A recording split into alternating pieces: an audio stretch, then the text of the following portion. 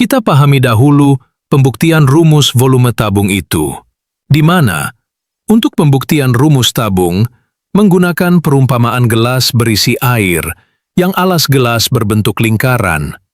Perhatikan ilustrasi berikut. Dilihat dari ilustrasi tersebut, dapat disimpulkan bentuk alas gelas adalah lingkaran, tinggi gelas adalah tinggi tabung, dan air yang memenuhi gelas adalah volume tabung. Oleh karena itu, volume tabung sama dengan luas alas gelas berbentuk lingkaran kali tinggi gelas. Volume tabung sama dengan V R kuadrat kali tinggi. Jadi, volume tabung sama dengan V R kuadrat tinggi. Selanjutnya, kita akan memahami lebih mendalam mengenai rumus volume tabung.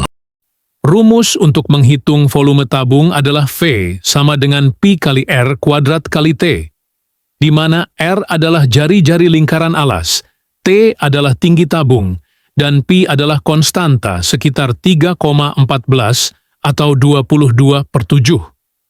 Misalkan kita memiliki tabung dengan jari-jari 7 cm dan tinggi 10 cm.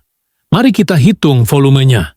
V sama dengan Pi kali R kuadrat kali T. V sama dengan 22/7 dikali 7 dikali 7 dikali 10. V sama dengan 22/7 dikali 49 dikali 10. V sama dengan 1540 cm kubik. Jadi, volume tabung tersebut adalah 1540 cm kubik. Untuk lebih memahaminya, perhatikan soal cerita berikut ini. Adit membeli sebuah drum kecil berbentuk tabung untuk menampung air hujan. Drum tersebut memiliki jari-jari 10 cm dan tinggi 30 cm. Berapa volume air yang dapat ditampung oleh drum tersebut jika diisi penuh? Diketahui, jari-jari R sama dengan 10 cm dan tinggi T sama dengan 30 cm.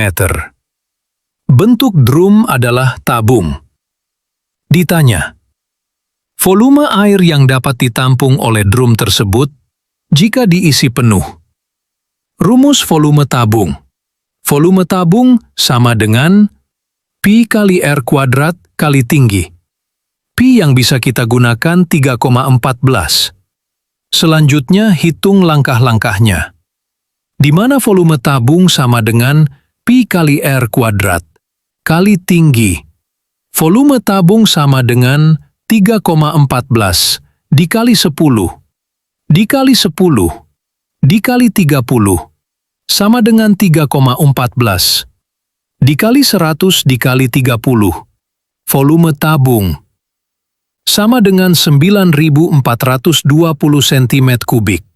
Jadi, volume air yang dapat ditampung oleh drum tersebut jika diisi penuh adalah 9.420 cm kubik.